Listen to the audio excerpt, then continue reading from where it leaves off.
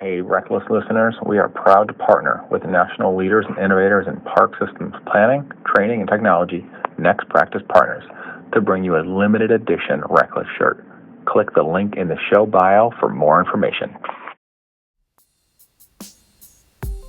Welcome to Season 3 of RecLess, the podcast making you smarter and more knowledgeable about the field of parks and recreation.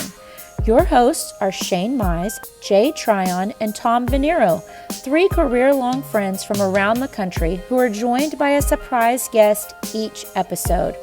We're glad you're here. We hope you enjoy the ride. This is RecLess. What's up, buddy?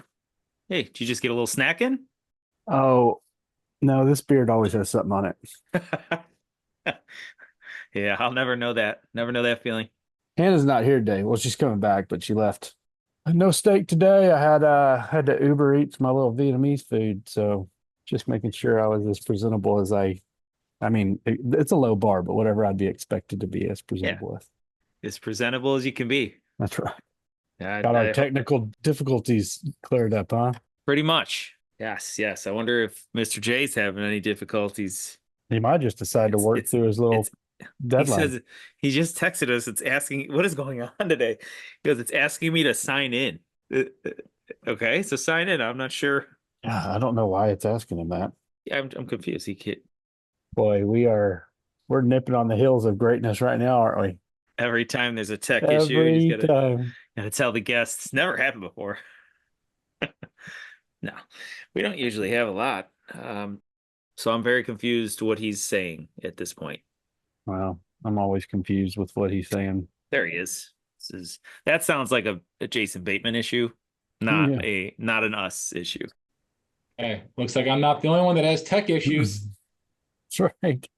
Yeah, but these are different. Most people have a login for Zoom. You've gone on Zoom meetings just with like a. It just knows he's Jay, and it doesn't fuck with him. It knows you. I'm not talking about my login issues. I'm talking about why we're 20 minutes late right now. Now look at that shot across the bow. The hostility is real.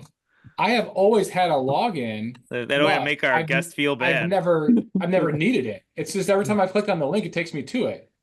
Hope you feel bad, Jay. Our guest is apologizing already. Yeah. Well, it's not the guest's fault. It's Tom's fault because Tom is the host. That's right. You know what? Our guest is getting a glimpse of what it's like behind the scenes and what Jay is really like. You know, someone said, remember they said diva on the recap episode, and I'm sure people thought it was me or Shane, but if we could just maybe no one thought it was me. Hannah, if we can get this cold open clip and just show people Jay's true colors on the finger pointing, then we'll just let him know how it feels to be us. Crustier as he gets grayer in his hair. Have you noticed that? I do have more gray. Just crusty, man. All right, let's get started. I don't want to have Jay in a bad mood for this one, right? No, we all got to work around Jay's attitude. That's it. I quit. Well, this is an audition guest. Yeah. Maybe the guest is the new host. That's right. All right.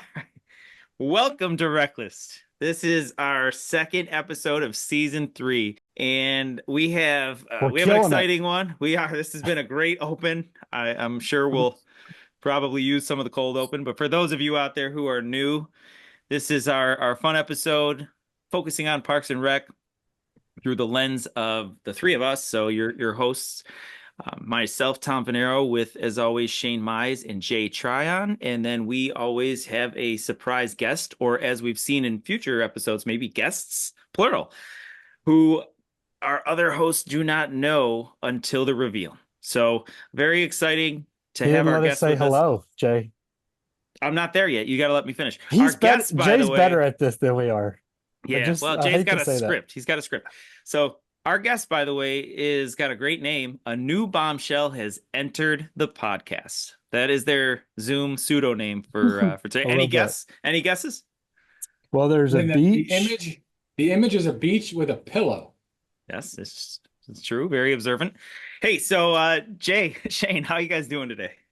Good, buddy. I was actually having a great day until I had to get on here and then get ridiculed for asking a question. I mean, it was a salty question. Our guest takes time out of their schedule. We had some issues. Let's just move Speaking on. of speaking of staying salty, shout out to Element. That's hilarious. All right. We're starting. Oh, Stay goodness. salty like this podcast. Really starting with a bang here. All right, so let's get going. All right, we've obviously had a couple little issues getting started today. Not a big deal, and we're gonna move forward till we get to our great guest. But before we do that, as we like to do, let's have a little banter and some discussion about a topic, or in this case, an experience that the three of us have all been a part of at one point in our careers, lives, whatever you want to call it. So we are going to be approaching NRPA conference pretty soon. I think I've told this story before, so I'm not going to tell the story, but I met Shane Mize. I probably met both of you at the conference, right? At one point or another, but I really met Shane through the lens of the YPN, the NRPA Young Professional Network. So we were basically in the infancy stage before it was really even out there. And Shane, as some people refer to him as the Godfather, Shane and Brooke Burke were our first two fearless leaders of this group, the YPN. And so I wanted to ask your opinion. The three of us have served as chair of the Young Professional Network. I don't think we've really talked about that too much from that perspective. We talk about the YPN, but maybe not specifically about our terms as chair. And I wanted to ask both of you if you could, maybe it's a typical Tom fashion, it is a two-parter. What would be your fondest memory of being a part of the YPN? It doesn't necessarily have to be as a chair, but maybe in that capacity if you want to get specific. So your most fond memory, and then what you feel is your biggest accomplishment being a part of it. I would say I'm going to go first because Shane doesn't look like he's ready. Fondest memory would definitely be leading the YPN meeting at conference. And I think going into that meeting, and for those that, may not know, typically like the chair of the YPN is obviously a young professional, but at the time, like a lot of us are leading that group, and it's the first time that we may be given an opportunity to speak in front of a large group. That I had never actually presented a session when I was the YPN chair. So technically it was my first time ever like getting in front of an entire room of 50 to 70 people and speak. And obviously I've done, at the time I was a room host, so I was able to do it a little bit, but it's very different when you're expected to lead a meeting for 50, 60, 70 young professionals that maybe it's their first time at conference. And you don't know. We don't know them. You might know a handful. We always did know a handful just because of the relationships we've built. But it's your first time to kind of like make an impact on people in a new city that maybe you've never been to. And a lot of times it's the host city has a lot of folks that have never been to a conference before. So this is their first impression of the YPN. So I think that would be like the thing that first comes to mind, is like giving that speech or giving that welcome to the group and just having a lot of excitement and sharing my story a little bit on the impact that YPN had on me as a young professional, as a person that was growing at a fast rate in this career of just like wanting to do more and be more and get more involved, and trying to encourage them to do that. What's the second part? Because that was a little bit longer than I expected, probably. Proudest moment and fondest moment, I believe. No. Yeah, proudest accomplishment. Sure. I think accomplishment is there was a 7-8 year stint where the chair is someone that I would consider to be a very good friend. And it was almost like we were passing the torch every year, like Gary Logan passed it to me. And it's kind of one of those like, if you look at, I know we've talked a lot about our group of friends, we're very close, but there was probably like an 8-year stint where it was like one of us in that group was the chair of the YPN. And being involved in that is special. And that is partly why we are as close as we are as a group of friends, and being able to see the impact and see others that, I met maybe that was 26, 27, and then fast forward 7 years, now they're the chair. So it's kind of neat as the progression saw a growth happen with everyone that has ever been involved with the YPN. I agree a lot with what Jay was saying. I think I've always been someone that likes to play in a space no one else has played in for a couple reasons. Like on the bar graph or the line scale from rational to absurd, I like to play in the absurd, making shirts when no one else does or doing whatever I'm trying to do. And I remember one time I heard someone say, when you're the first on the moon, you plant the flag, right? You kind of get to set the rules. And I've embraced that in my career in a lot of ways. And I've tried to be the person that finds spaces and live in those spaces before other people do. And I have found often that no one knows what I was telling Kelly, the girl that reached out to us. I was talking to her just earlier today. I was telling her when you're in those spaces, no one else knows what doing well looks like. It's just whatever you do. That's what doing well looks like. And everyone else lives in the trees and the safety of the shelter when you're out in the clearing in the open space. But no one can say you're doing it right or wrong because you're the only one doing it. And I remember when we were trying to start the YPN, and I'm a huge Aaron Sorkin fan, and he had said something about when you're starting something up, the first person through the room always gets bloody, always takes damage. And it was in the context of like a SWAT breaks a barricade and goes into the room. They have 7 or 8 guys, but there's only one door. And whoever's alive on the other side of the door starts shooting at that door, and the first person through takes a lot of damage. And I remember taking a lot of damage just in my mental belief that this would happen. I don't know if I always projected to y'all that I didn't think it was going to happen, but before it happened, I had a tough time knowing if I was going to be able to get this across the finish line. And so there was a labor of love that happened way before I met y'all. The fruits of that have been awesome to look back over the years and see it still going and see some of the things one of us 3 initiated and that it still happens. And then see some of the crazy harebrained ideas that we initiated that no longer happen. And all that's good, right? Change happens for the good. The YPN journal wasn't needed, but we did it for a while. And young professionals got to do peer-reviewed journals from a YPN perspective that they couldn't get in other educational things. And some of the stuff Nate and Brooke, Michael Bradley, Linda Oakleaf carried over from the student side. When we lost most of our students because they didn't want to be with the YPN, and those folks stayed. And the service project in the summer that they did was huge. It had thousands and thousands and thousands of people reporting huge numbers. And Michael and Linda and Nate ran that for a long time. Just a 3-person young professional group leading this national Visit a Park Day initiative. It's tough to figure out a moment that I'm not proud of the YPN. It's great to see it every year. It's great to see that our peers, some of our closest friends, have taken the model to the state.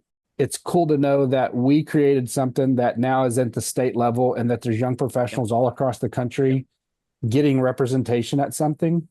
My talks with Brooke when it was just Brooke and I, and Brooke was great. Brooke was like, I'd love to know Brooke's working genius. She was so far downstream from me. And she, like Tom, would let me rant and scream about something and then would figure out a way to like solve the problem well and put a procedure in. And I get a lot of credit for some of the YPN stuff, but it's been a labor of love from a lot of people. And if I was the only person that started the YPN and did the YPN, it still wouldn't be around. It needed everybody else's genius, everyone else's strengths, everyone else's flavor and salt and seasoning that they added to that product to make it become what it has at the national and state level. I was fortunate enough to be in a moment where I fought for it at the initial. But there's just been so many cool things. It to date is the proudest thing I've ever accomplished in my career. And I'll go to my grave. And I think what we're doing right now is really cool. And we've talked about that from the RecLess podcast, but I still love being associated with the YPN or Shane. Oh, that's Shane from the YPN, because it's tough for me to think of something that will be more impactful to me than seeing it every single year at conference. Yeah, you guys both speak extremely highly of the experience in the YPN. It's very tough to obviously follow the passion that you put into it, and I agree with everything you've said. And what my experience was very similar. I could relate completely with what both of you said. and maybe kind of taken into some of that direction as to not reiterate everything. But, Jay, you had mentioned that feeling of getting in front of a room for maybe the first time and not being a presenter, or maybe presenting in a small level at your own summer camp orientations or whatever that may be. Yeah. A funny story about that. I met one of my closest friends in the field, one of our former guests, Nate Jaramillo, in Anaheim at the retreat. Lots of excitement. That was my year going in, I believe, as chair. So if I'm recollecting it right, I basically was one of those first meetings that I had led. And afterwards, it might have been Minnesota that I met Nate, but he had told me at one point, I believe it was in Anaheim, when I had spoke for the first time, he came up to me. He's like, I don't know what I felt about you at that time, man. I was like, who the heck is this guy? And it's just so fun. Like, obviously the brutal honesty, but to your point, Jay, is we're addressing and talking to a group of people that they don't know who we are for the most part, right? Other than a small group. And you're trying to project and really get people excited about whatever it is, whether it was the YPN and the annual events that they hold or the conference. And so that I would segue to conference and kind of, Shane, to your point of an accomplishment. I'm very, very proud of being a part of this from the beginning, basically, right? You all obviously lifted it up off the ground, and I just happened to be at the right place at the right time when it was really getting started. And, following you, obviously, as chair, that was, I don't know if I expected that, obviously, at the time. We had a small group of people, right? And it might have even been a situation. It's like, next person up. And that was such a great experience getting to work really side by side with you. But honestly, some of those accomplishments are great, right? So you've got the mentorship program, which there's other mentorship programs out there, but that started as that was yours product out of the YPN, right? And it went to the administrative network, and now it's overseen in conjunction with a few different groups. And obviously the academy takes the lead, and I think it's gone leaps and bounds from where it was, right? That's what happens. You start something and then people hopefully take it to the next level. There's that. There's obviously kind of that. When you mentioned the journal or the YPN, what did we call it? YPs at conference, we would put together a little publication. The breakfast that still happens, and the career center that doesn't happen, and the resume reviews that we did. We tried. That was the cool thing about it, is if you come into the YPN this year, whoever's the young professional chair this year probably doesn't have the freedom. Most of the structure's filled in, but man, at the very beginning, you could be like, I'm going to try this, and this. And there was a capacity for all of it because we weren't doing anything yet, I remember writing some of the positions that second year. We had a small group and then we expanded. It's very interesting, and that allowed you to fail or succeed. And that taught me a lot in my own career, right? Having the autonomy and ability to start something from the ground. To hear you say some of the other things that took place back then, brings back a lot of memories, but also makes me think about the progression that the YPN has had.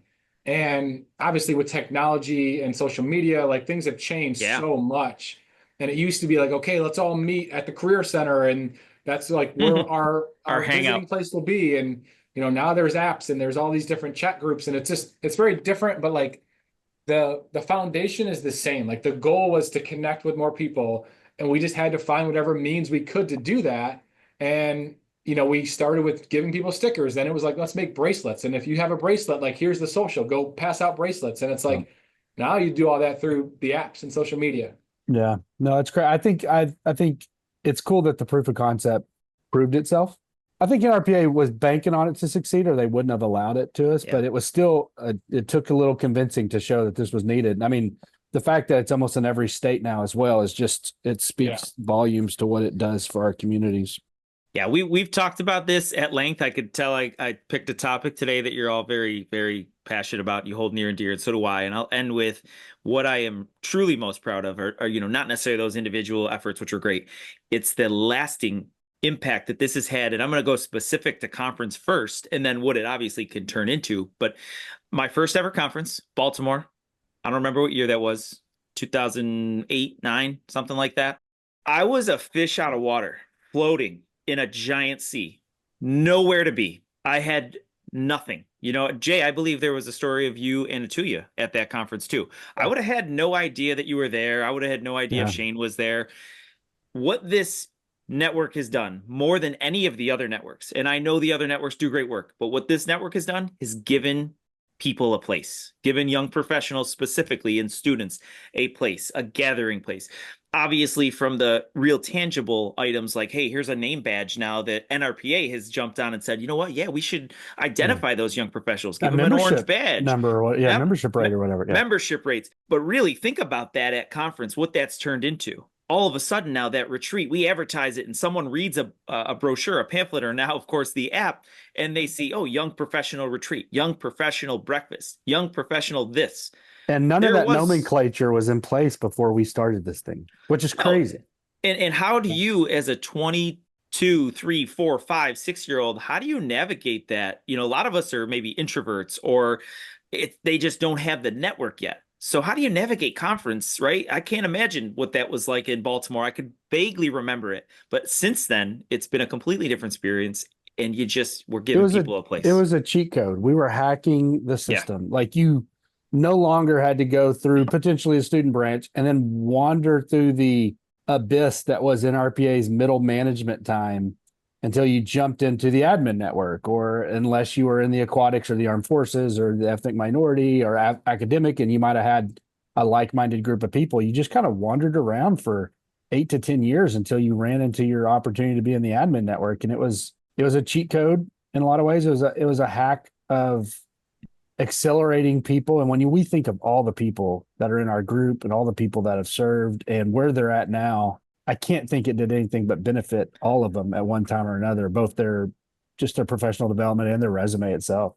Well, I appreciate you both indulging in that conversation. Nice little trip down memory lane. And we have, this was maybe one of our longest intros ever. And so I do apologize to our guests for that. I hope they enjoyed the conversation as well as you listeners. So let's get into it. Our guest today is someone that I worked with and had the pleasure to work with on TEDx College Park. Our guest is a sneakerhead. I'm not sure what you call that, a sneaker aficionado. So if you were to run into this guest on a regular basis or even at conference, you might notice some fun sneakers. Our guest is a recent 30 under 30 recipient. Any guesses? Recent as in like the most recent class? I mean, I can't give you a year. So you can. You worked with them in TED that was like 5 or 6 years ago, wasn't it? It was this. So they were young. More than that. 2019 into 2020. That was kind of the COVID one where we turned that. So the first one was before that, but yes, this was 2 years later, and then we ended up doing that virtually. A recent Academy extern recipient, so very successful, right? We got the 30 under 30 and an extern recipient. 2020 outstanding new professional in their state, which I will not divulge at this time. Their first director, then this is a really fun fact. First director was a former guest of the show, Mike McCarty. Their first ever director. Oh, I know who it is. Yeah. It is a very, very recent Young Professional Network chair, hence the long conversation we had earlier. Katie Mack. That's true. Our guest is the recreation manager for the city of Fairfax, Virginia, Katie Mack. What's up, girl? Hi, guys. What's up? Listen, Sorry of all the people on this screen, you should not have been the one with technical difficulties. I literally was like, wow, I am embarrassing myself and I haven't even gotten on here yet. I do not know what was happening. I was just on a Zoom meeting before this, like an hour ago, and it was fine. So that was hilarious. Here we are. But thanks for having me. Absolutely. Katie, apologies. That was, I guess I should have known that would have gone long because everybody obviously is really passionate about the YPN. So I love Katie, it. I love hearing you guys talk about it. It's great. Yeah, a lot of reminiscing there. And Katie, I did want to actually start with that. So Katie is the immediate past chair of the Young Professional Network. Cassie Paddock is the current chair, correct? That role, past chair for us, Tom, used to be the person that manages the mentor pairings. True. Very true. So I should be very clear. We talked a lot about the Young Professional Network, and in no way are we young. Shane and Jay and myself. Careful. Yes. So, and some of us more than others, Shane. So yeah, either way, Katie, though, on the other hand, very recent experiences with the YPN.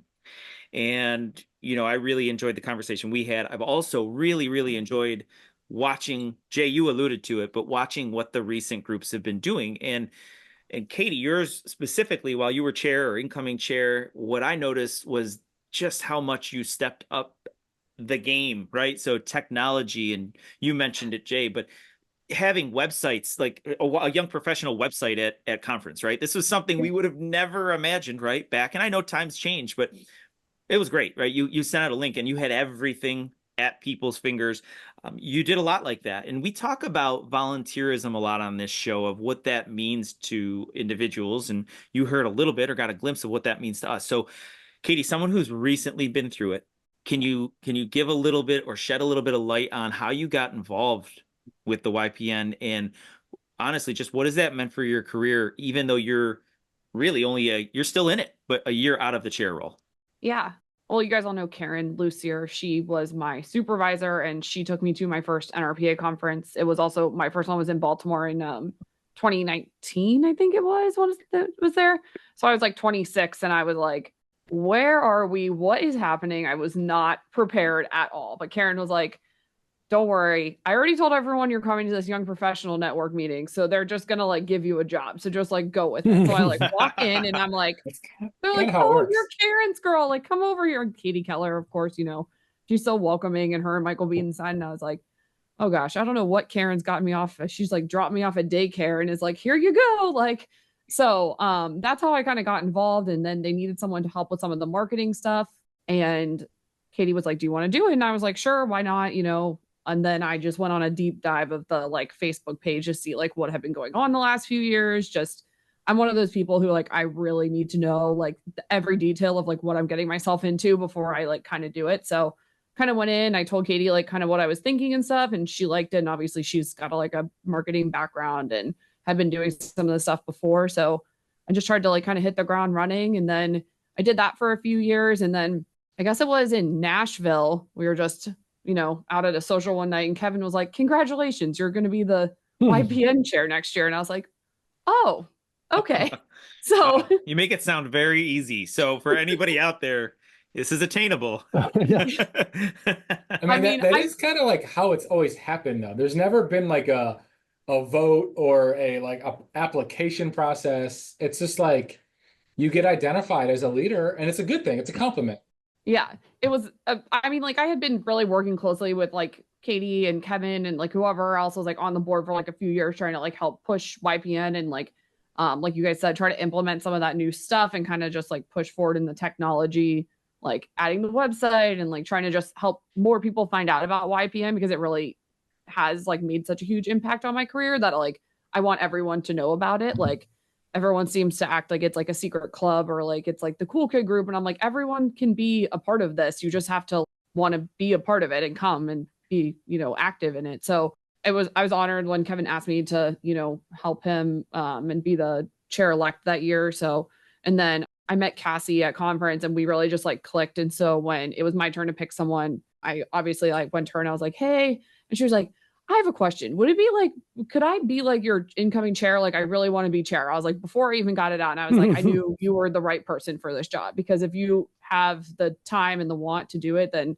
you should be the next chair. So that was easy, but it was just such a good experience being the chair. And like, I think Jay said, like, it was my first time really like being in charge of like a large group. I've always like, I'm a much more of a in the background working kind of person than I like to be like the forefront facing person. So I'm always being a part of the group, but not usually like the front facing. So it did help me get more comfortable in situations like that and like talking to a large group and, you know, being the face of that group at the time and people coming up to me at conference. I'm much more of an extroverted introvert. Like it really takes everything out of me to be at conference for like 4 days. Like I usually like hermit away for a few days after we get home. So it really pushed me outside of my boundaries. And I think helped me grow as a professional a lot as well.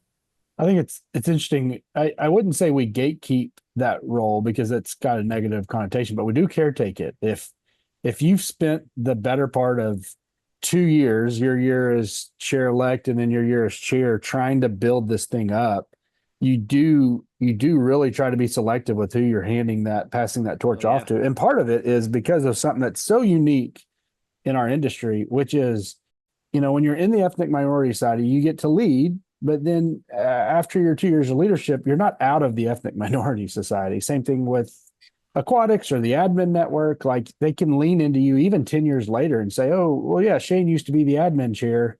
Let's ask him. He's at the meetings. But the YPN, the really cool thing, and the thing that I'm most proud of is that not only is it still going, but none of our hands are in it. Like you lead for a couple years and then you're not only not in leadership, you're not in the committee, you're not in the network. I mean, it continues on without you. Like it moves in its own direction or whatever. And so, we caretake those roles in some ways to make sure that happens.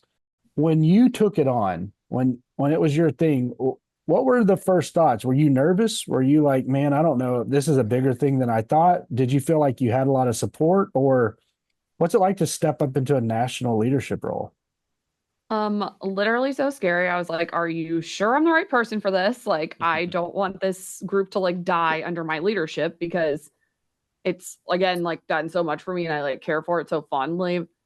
I personally am like think I'm a very hard worker, so I didn't think it would ever actually die, but like the nervousness of it definitely was there. But I knew once I got Cassie on board and like other people like Molly and Max and like people who are, have a few more years. Like I think of, like you were saying, Shane, like a lot of people like age out, and a lot of people are like 34 or 35 when they are the chair. So like they're maybe in the past chair, they're just have already aged out anyways. So like they're all a little bit, they're even younger than me, but I was 30 when I took on the role. So I was like, I'm not going to leave you guys hanging. You had me for a few more years to like kind of help do whatever you need me to do. But having like a really good group of just people and really hard workers and professionals like to work with on those things, and just like I can text them and be like, guys, I don't know what to do about this. Like we need a speaker for next month, and so fell through, and like everyone just coming together and like willing to like step in just made it so much easier.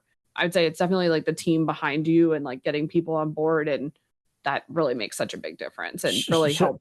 Shout out real quick before Jay gets into Molly and Max. Aren't they both externs this year? Yeah. Yes, they are. They names, are very well deserved. That's great. Shane, how did you get them to let you chair it when you were 40? This is a hate crime now. This has become a wholly different podcast. I had such a youthful face. Yeah. They just thought I was younger. So I want to ask you kind of a different question. I know we've talked about impacts that it's had on our career or us personally. What is something that you took away from it that you weren't expecting to get? Because I think everyone, you're going to build relationships, you're going to build some leadership skills, but is there something that, at the end of the day, you're like, man, I never thought that I would attain this from being over a committee? That's a good question. She didn't expect that from you, Jay. Well, hold on. Okay. You think about it, and then I'm going to ask Shane and Tom to answer the question. Is what else, like, what did you get out of it that you didn't expect to get out of it, or a benefit from it that you didn't expect? For me, it's absolutely our network. It's our people. I definitely thought there was a need. I thought it was ridiculous that there wasn't no IPN before we had one, and I fought really hard to have it. I did not think I would have some of my best friends from it. I did not think I would have this group that we have, that we can reach out to, that we have shared hard moments and tough times. That there's no way I thought it would become the tribe or the community or whatever that we've cultivated. Just absolutely not. Yeah. Same. I'm just going to piggyback. That's exactly what my answer was going to be. And I'll give you a frame of reference of how special this is, somewhat to what Shane said earlier about how the age has something to do with it, right? And we fought for that back when they wanted to. The NRPA was like, "Hey, should we change it from young professional to this?" I'm like, "Please don't." There's something special about that that's unique to individuals who are young and coming into a field for the first time, and not necessarily. We love new professionals too, but not maybe necessarily someone that changed from a 15-year career in accounting and then came to recreation and all of a sudden, so. I never imagined that. And for those of you who've served on a state committee or a state society or whatever, I've done that, right? And I feel like those individuals that I've worked with kind of have come and gone. This, because of the relation that you have to everybody, you really can relate to them so well, right? We're all in the same age bracket. We're all experiencing the same struggles, challenges. that exactly, Shane, I think is the byproduct of now us being so close now, right? We were so close then. We went through something that not everybody else is going to experience, but we went through it at the exact same time. And and now I think that allows us to relate to the Katie Max of the world, right? They're going through this. We're older, sure, but there's definitely something that can be said about that relation for going through that experience. And yeah, you said it best, Shane, that YPN fam, or the ability to call on these individuals that it's just different, they're friends. Well, and it's just not even just this portion of our career where you can call on it. It's like you're still every step of your career, you don't know what you're doing, you don't know what you're getting yourself into. And so like it's so nice to have someone who's like on a similar level around the same age as you to be like, I don't know what I should do about this. Like, is this the right move to go, over here and things like that? And I would agree, like the biggest thing is like the YPN fam and like just everything that you get out of that. And the other thing that also shocked me, and I think this is a testament to how you guys like really built the ground for this, is like when I meet people at like the academy banquet and stuff like that, and someone will be like, oh, Katie was or is the, young professional network chair, how much like that holds to them. Like they're just so impressed with that because of like how popular the group is and like how much the group has done over the years, that they're familiar with it. Even if, they're an academy member, they've done all of these like wild things and just been like huge rock stars in the field, that like they're impressed by that. And I think that's such like a testament. That was like the one thing that shocked me, is like how well known YPN is to even like outside people who were never even in YPN because they were aged out before it even started. And the people are like, oh, I'm so jealous that I never got to be in YPN because, it was before my time, but it seems like such a cool group to be a part of.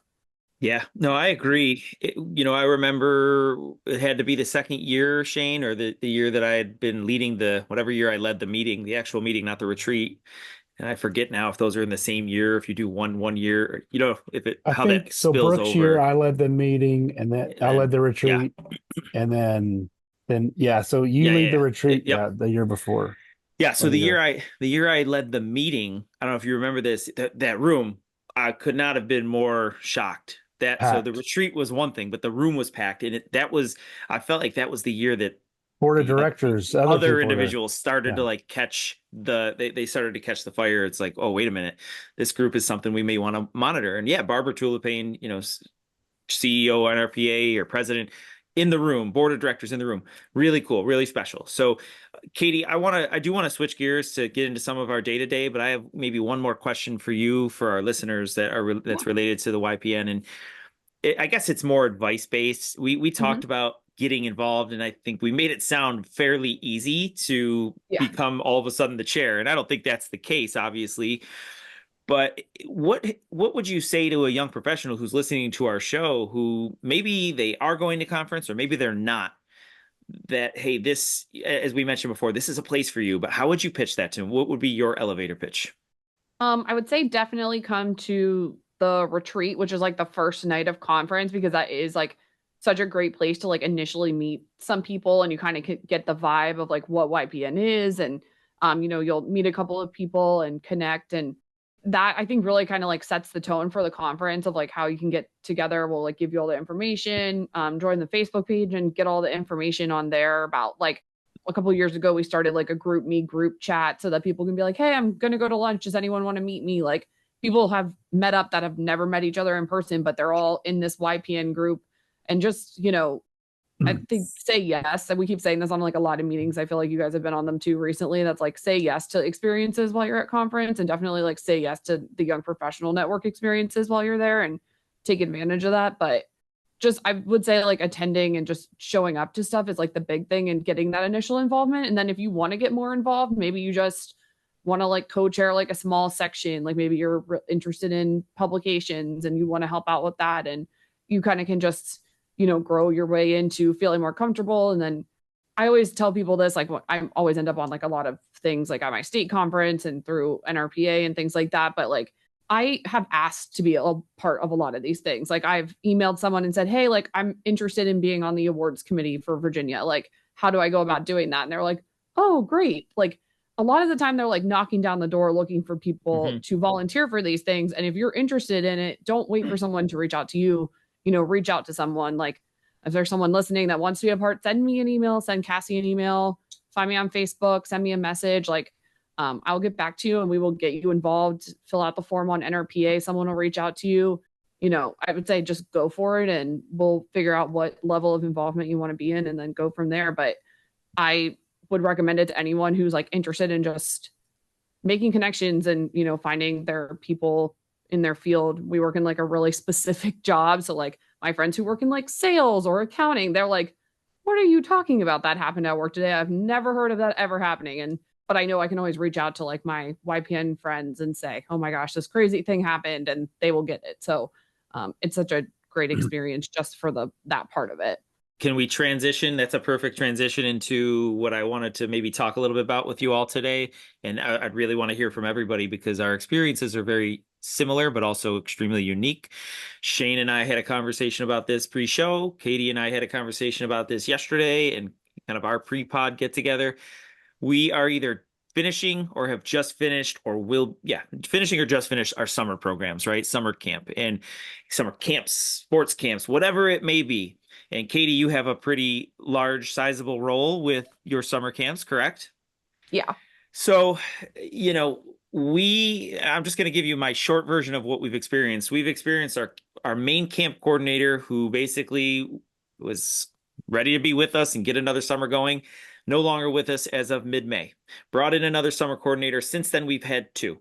We've also had to remove 1 or 2 staff from a summer camp role, and potentially a third that we've had. And these are things. If I had my full-time coordinator with me, I probably wouldn't have been as involved with. I've had a lot more experience or closer experience with camps than I have in recent years.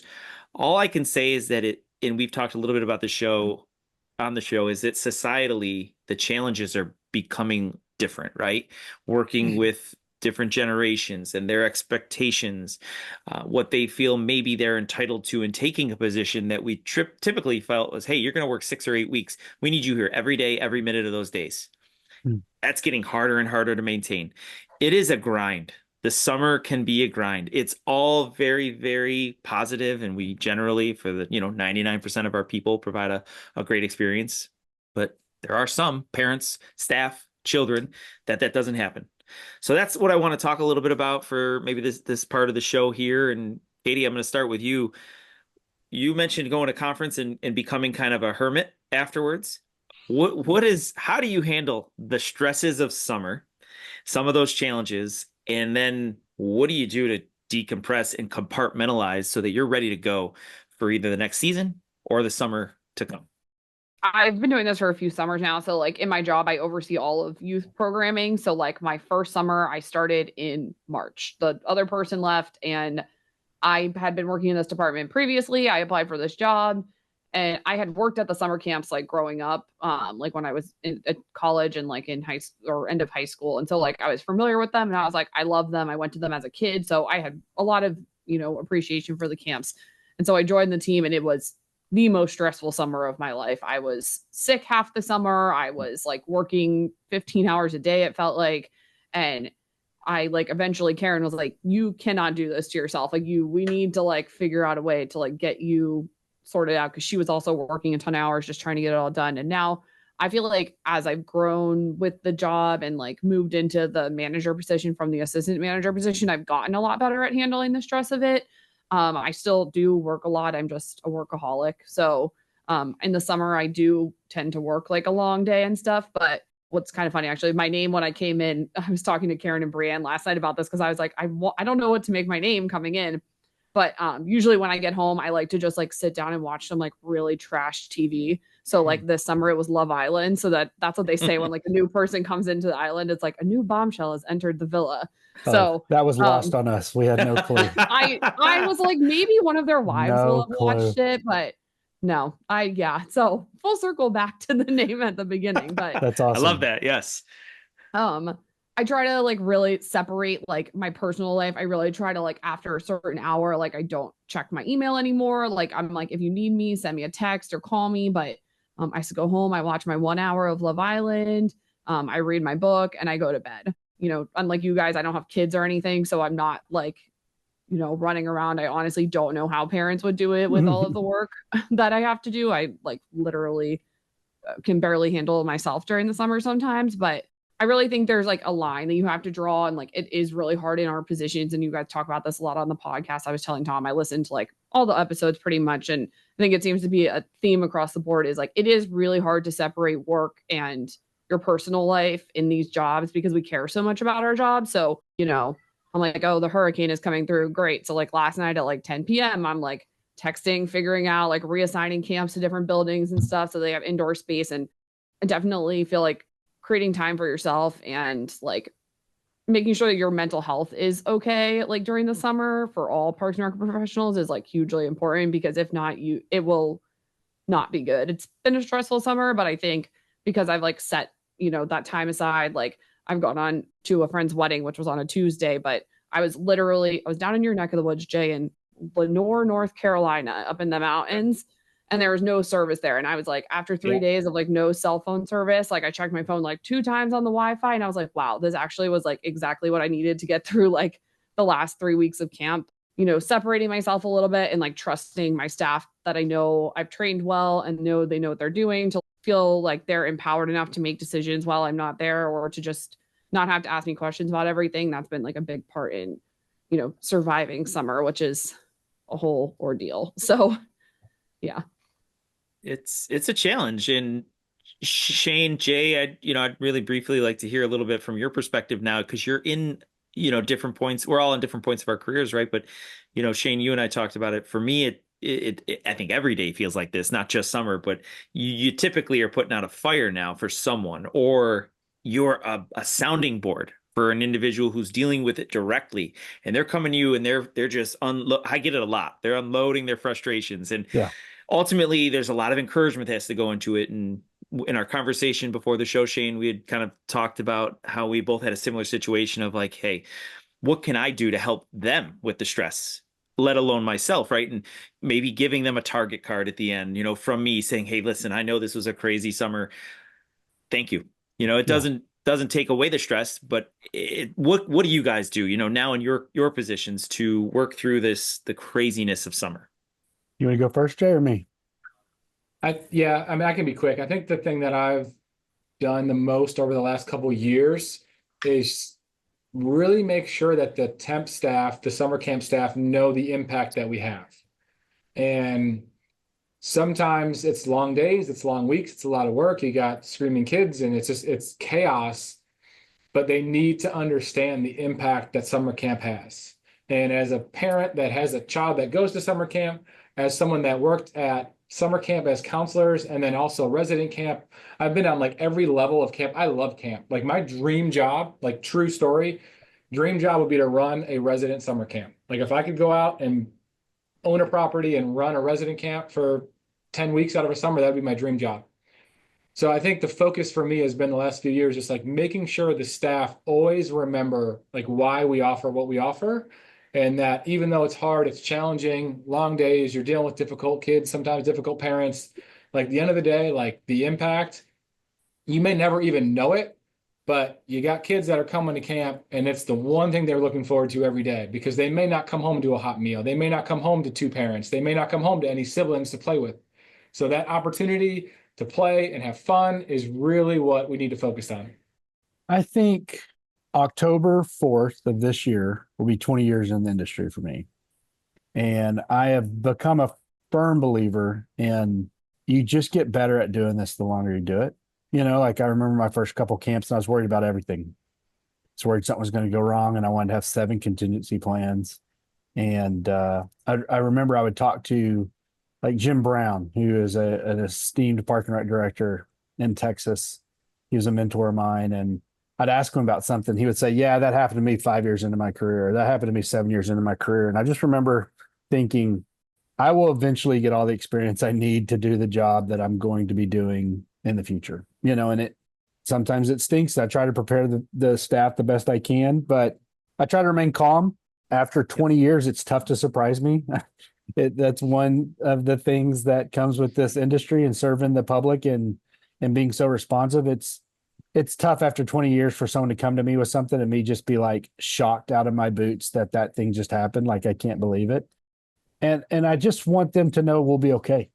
I before I got in this industry, as I've talked about some, I coached, and I didn't know a lot about coaching, obviously, and I didn't coach for a long period of time. I enjoyed the idea of coaching and what coaching meant, and I've dragged a lot of it with me here and how I manage and how I do things. But one thing I did learn is when I'd look over on the other side of the field, if those coaches were coaching on the day of the game, they were teaching someone how to do a drop back pass on the day of the game, I thought they're toast.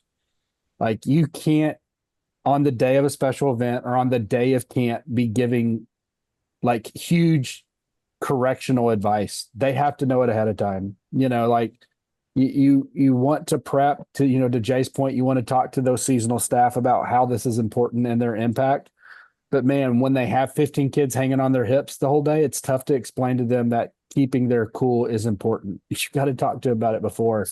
I just always remembered if we saw people heavily coaching instructional things on the day of a game on the sideline in between, a 3 and out, I just remember thinking they're cooked. They're in a lot of trouble. And so I've tried to do the same way. I've tried to think of all the scenarios ahead of time, whether it's an event or camp or whatever.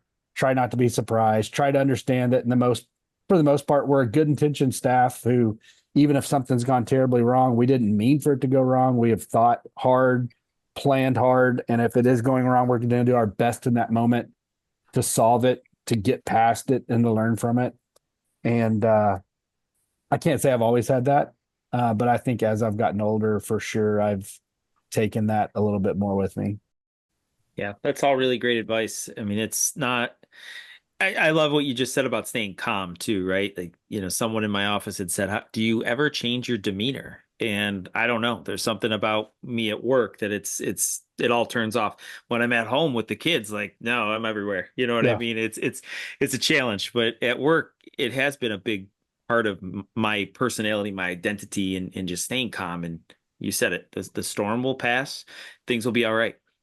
That 100% comes with experience though and age. Cause like, I definitely wouldn't have stayed as calm as I do now when I started working a summer camp in 2006. Yep. It's the reality of it.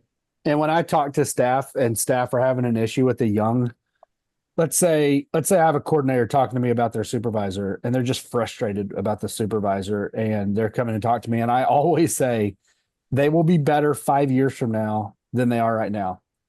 It stinks that you get them year one. I get it, but I can't do anything but allow the time to grow them, allow the experiences, allow the good things and the mistakes to ultimately grow them as they grow as a professional. There's nothing I can do. I can't hardwire them differently or create some stupid obstacle course that by the end of it, they have learned what they would learn in 5 years. You have them at year one. Year 5, they're going to be better. Year 10, they're going to be even better. Year 15, they're going to be amazing. And you won't get any benefit from that. I'm sorry. Just understand that same grace was extended to you when you first started and will be applied to you from the leadership's perspective throughout your career as well. You know what I mean? Talking about learning as you go, we had Mike McCarty on. He was talking about his Virginia team. And there's a quote from Andy Bernard, the poet Andy Bernard. He is a fictional character, Jay, from The Office. But in the last season of The Office, Michael Scott had already left. Whoever that is in real life, can't think of his name. Carmen? No, Steve Carell. Carell, yeah. He had already left. You could tell they were shutting that down. And I think those actors weren't necessarily acting. I'm sure there were some sad moments as you're shutting down a very popular series and they're closing a chapter in their career. But the Andy Bernard character said, I wish there was a way to know when you're in the good old days before you actually leave them. And that resonated with me because I think so many different moments in my career, I can think of a moment where I had the staff I wanted and maybe the supervisor, the leadership support I wanted. And there was, whether it was 3 months, 3 days, 3 years, it was just great. But young professionals in general have to learn that that's temporary. At some point, your director leaves or you leave or one of your best employee leaves. And when I think back about the team you had in Virginia, and you had Edwin and Mike, and you had Brianne and Karen and yourself, and you look up now and none of them are in your agency, right? Like they're all gone. How? Yeah. What? You're still a young professional. That had to be shocking for you to look up 3 years ago or 4 years ago and look up now. And it's like, I'm here with a different group of people. What's that been like? What's that done to your career? They all like had like such a big impact on my career. I jokingly always give Mike a really hard time whenever I see him now because he actually like when I was interning, I had applied for a full-time job. It was like an admin assistant job though. And he was like, I was like, oh, I'm a shoo-in for this job. They love me in the office, I can file paperwork, it'll all be good. And he brought me in his office and he was like, I'm not gonna hire you for this job. And I was like, oh, okay. He's like, because you can do so much more than this admin job, and I don't want you to be stuck in this job for the rest of your career. And that like really, I think, set me on a path of like that sucked at the moment. And I was like, okay, I really don't understand. But like now looking back on it, I think like it pushed me more to like get more experience in a lot of different parts of the field. And like he probably was right. I would have gotten comfortable in that role. I would have stayed and like just continued to work and like help the department and stuff. But like since then I've grown so much more and I've learned from like so many different people. It's like crazy to look up. I'm still very close friends with Brianne and Karen, and I still talk to Mike and Edwin a lot. And we have a couple people left from our department from those like early years of like when Mike was here, but we've had a whole nother director and I have a new director now. And I've moved up. I've been in like 5 different positions in this department. And so it's crazy to kind of like look around, but it's like also awesome to see like the impact that everybody left. We have a gold medal that Mike had gotten when he was here. We went through CAPRA accreditation that we started, and Brienne kind of led that and stuff. And now to kind of take over some of that stuff and make sure that we're really like operating at that high level of customer service that they all like set the standard for, I think is like really cool to look back. And, I love being able to reach out to them still and be like, what is this? And where is this thing? And like, do you guys know? Like, because I'm like, I started interning here about 10 years ago. So I'm one of the like longest employees, which is like wild because I'm 31. So there's only like, I think one other person who's been here longer than me at this point in our department. So it's crazy to kind of like see the turnaround, but also to see like their growth and like how many cool things they've all done. And Karen and Brianna have moved into some like really big jobs in Fairfax County that they're like crushing it at. And obviously Mike is doing, so many cool things. He won the Distinguished Professional. Is that what it's the award this year? And sure. Well, and I think from that you learn at some point, like when you take a job as a young professional, you probably take it for the office, for the people, for the, oh, there's a cool vibe there. There's some, these people will go out and get some drinks. It's a really cool scene. But at some point you have to stay in this job for yourself, because everyone that gets to the 20-year mark will experience what you experienced in Virginia. No agency will stay the same for 20 years, or it's so rare. I don't know if I've ever seen it where the same director and the same supervisor and the same superintendent and the same coordinator all just stayed together 20 years straight. Like at some point you see people or yourself with the opportunity to promote and leave, and you have to figure out if it was about that team or if it was about what you're doing in the industry. And I think that's something every young professional has to prepare themselves for in some capacity, I guess.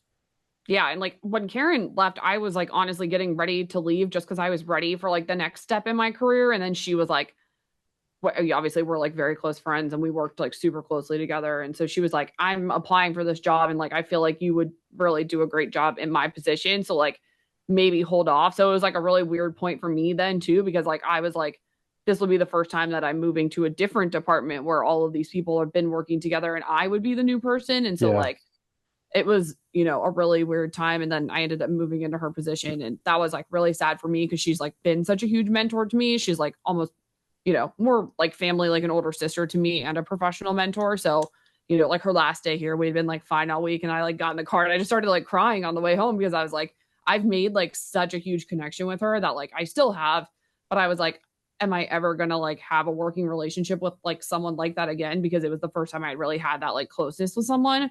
It's like crazy how close you can get with people and then they just move on. And like for some people, they never talk to those people again. Like that's so true. It's not like we say we're like a family in some ways. And then this family member just moved. I was talking to a buddy. I was best man in his wedding. I was his rec superintendent. He was a rec manager under me in Missouri City. He's a rec superintendent in Baytown, is looking to potentially be their assistant director fairly soon. And we don't see each other much anymore. We try to talk and text, but it's unique because you I hate to say blood, sweat, and tears, but you definitely put some of yourself out with this group, this team, as you're putting on events and camps and building all these things you're trying to build. And then at some point they get an opportunity they can't pass up on. And, Jay, you and Katie, we'll never be as close as y'all were this couple years that you work together, whatever. So it just happens. Yeah. I want to ask you a question too about Fairfax, because you mentioned gold medal, you mentioned accreditation, and you've listed several names of very strong professionals that some have been in the show before. Mhm. Is there an aspect of Fairfax? Because like when I think of different departments around the country, there's always a few in each state that I know of. Like, and Fairfax is one of them. Like Fairfax, I've always known as a very strong department. And you said it, like there's been different leadership over the years. Has there been like one consistent factor that has kept Fairfax such a strong department over the years, even through different leadership? I think our city is generally like, I feel in like a pretty unique position, just like literally the physical location of it is that we're surrounded by Fairfax County. Like if you literally look at a map, like there is a little small dot in the middle of Fairfax County, which is like millions of people in it right outside of DC. And so we're like the centerpiece to that. So we're not our own little city. We're 6 square miles. We have 25,000 residents, but we're operating and at such a higher standard than like I think what a normal city of like 25,000 people would be operating at, because we're not just running events and programs and stuff for our community. We're running it for a lot of other places in the area too. We get, some people that are driving from an hour away to come to our events and stuff.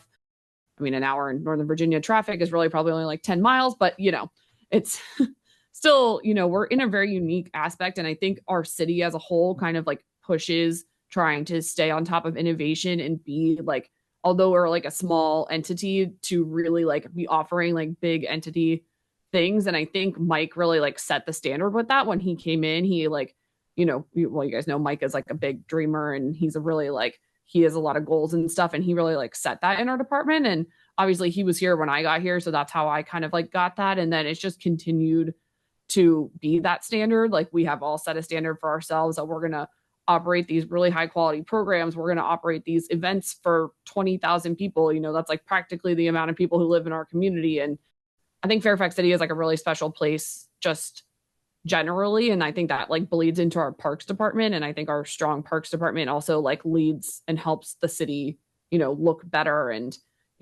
pushes towards our strategic master plan goals and stuff like that. And all the things that we do to make it a better place really set the standard for everyone else as well.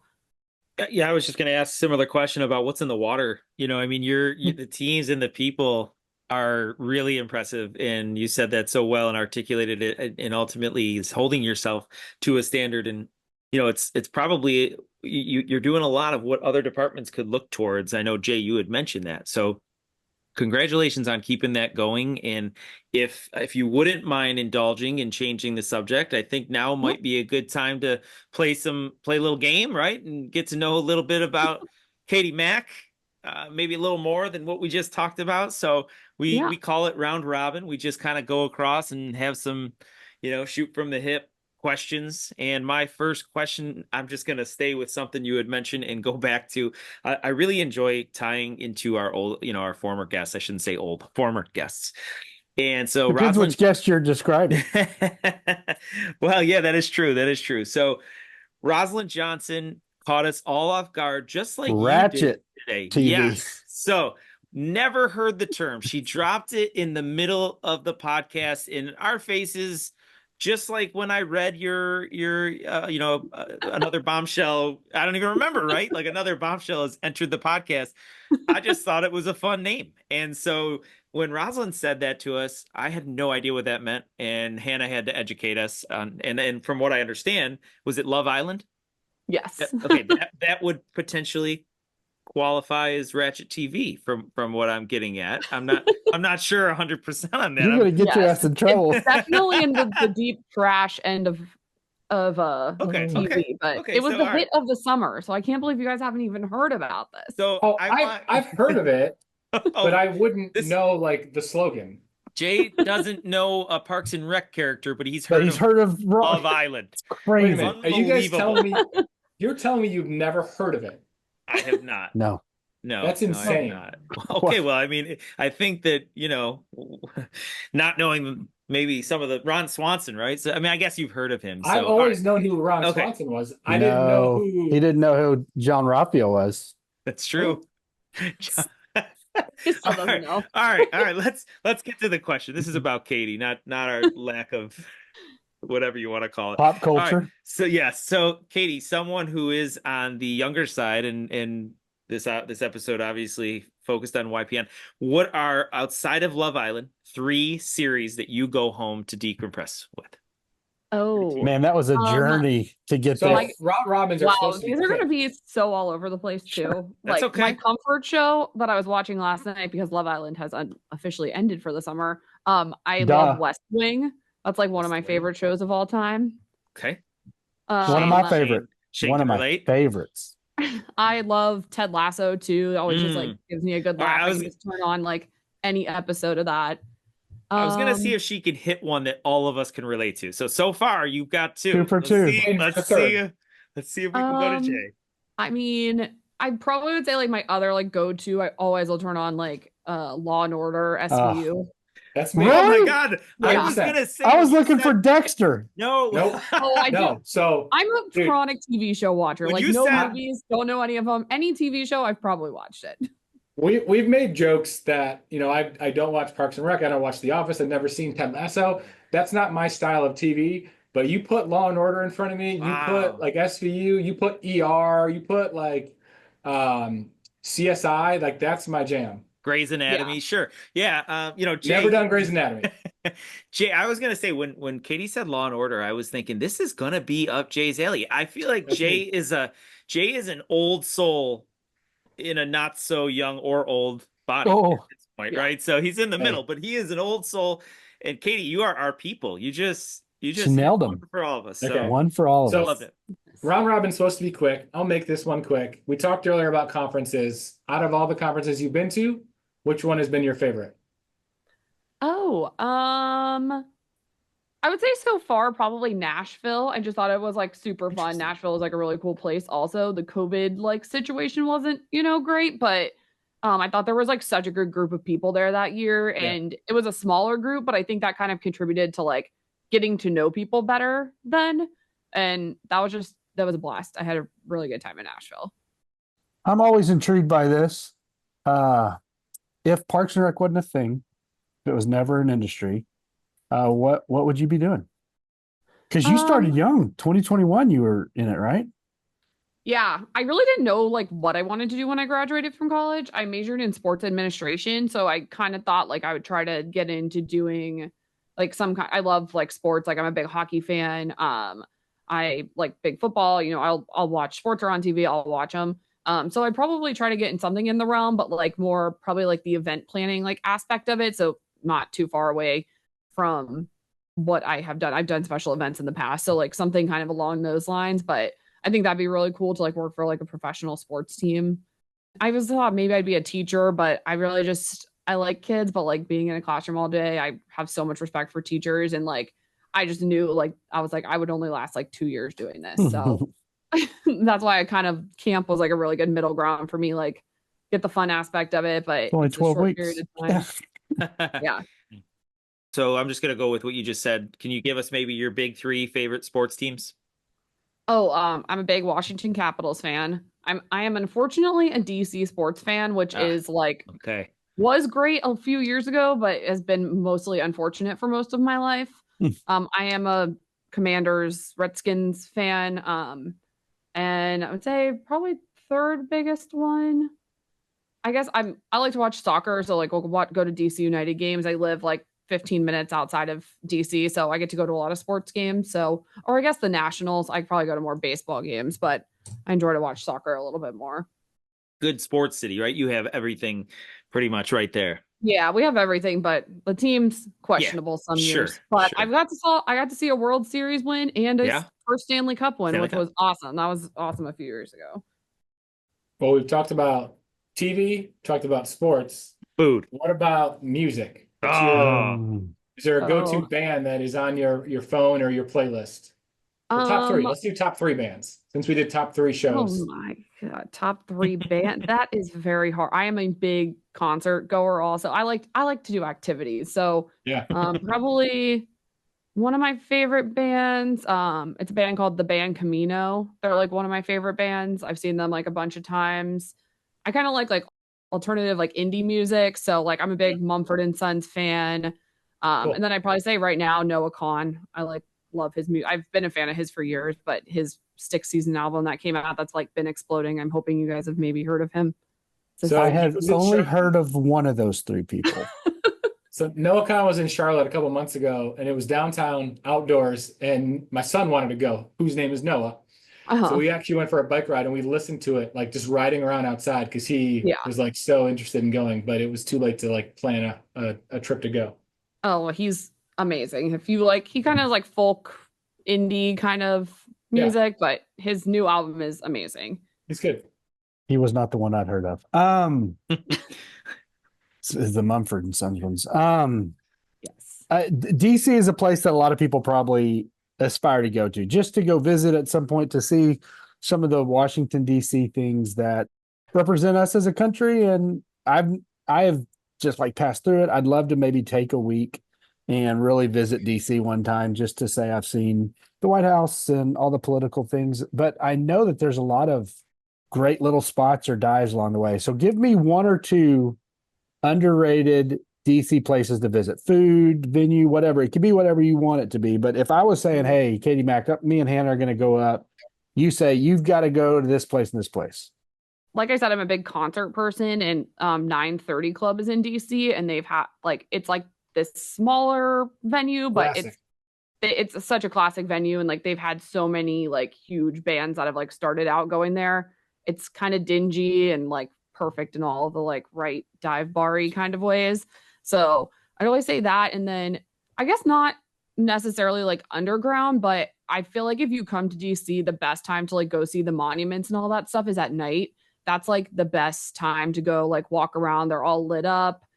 I feel like so much better than people always go during the day. It's so crowded. Like there's thousands of people around, but like going at night, like a nice like fall evening is like the best time to like go see the monuments at night. And you can really walk around. There's not a lot of people there. You know, you might not get the same like pictures and whatever if that's what you're like there for, but you have to lay at the bottom of the Washington Monument and like put your legs up on the side of it and like look up because it just looks like it goes like forever into the sky.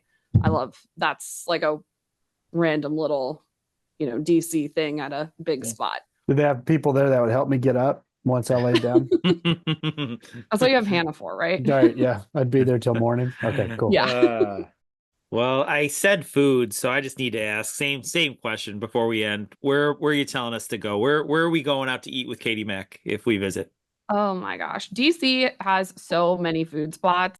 It is the spot. I would say if you like Italian food, there's this really cool little classic Italian place in Georgetown called Filomena. It's like there's a little lady like in the front, like making pasta, like sitting in this window. Like they always decorate it for holidays, like that really like kind of ugly, just like over the top, like it's dark in a basement, but the food is so amazing. Like it's so good. It's a really popular DC, but well worth it spot. That's always my go-to. But oh my gosh, there's so many restaurants in DC I could recommend that I love, depending on what you want. There's all kinds of different, we have like every type of food that you could think of. You want it, they probably got it. Sounds like a place to visit. Yeah. Hey, you guys talk about food a lot, so We do. Let me know. I'll give you some recs. Okay. We appreciate it. We appreciate all the time, all the insight. Katie. You're truly a rock star here. I've learned so much from you over the last few years. So thank you for joining us and giving our listeners a little bit of an inside scoop of what Katie Mack's all about. Thank you guys for having me. And sorry again about the technical difficulties. I swear, I'm usually a tech savvy person. It's okay. No, Katie, it's my fault. It's also Jay. You should make a Zoom login. Oh, awesome. Thank you for the sub. Thank you. I'll see you guys in a few weeks. All right. Bye, Katie. Bye. Dude, that was a lot of fun. She's great. When you look at her list, 30 under 30, YPN chair, TEDx College Park, some of the other stuff she's done.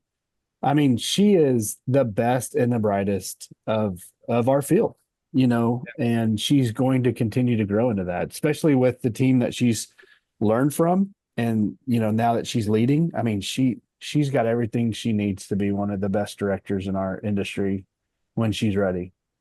Yeah, she's awesome. 100%. Couldn't agree anymore. And that was a lot of fun. I appreciate it. And Guys, I know. she mentioned Brianne and Karen Yeah. a couple different times. My wife loves those three, and she'll be really excited that one of the triplets was able to make it on this. So that was really cool. Good pull. Guys, thanks as always. And for everybody out there, we'll see you next time on RecLess. See ya. See you guys.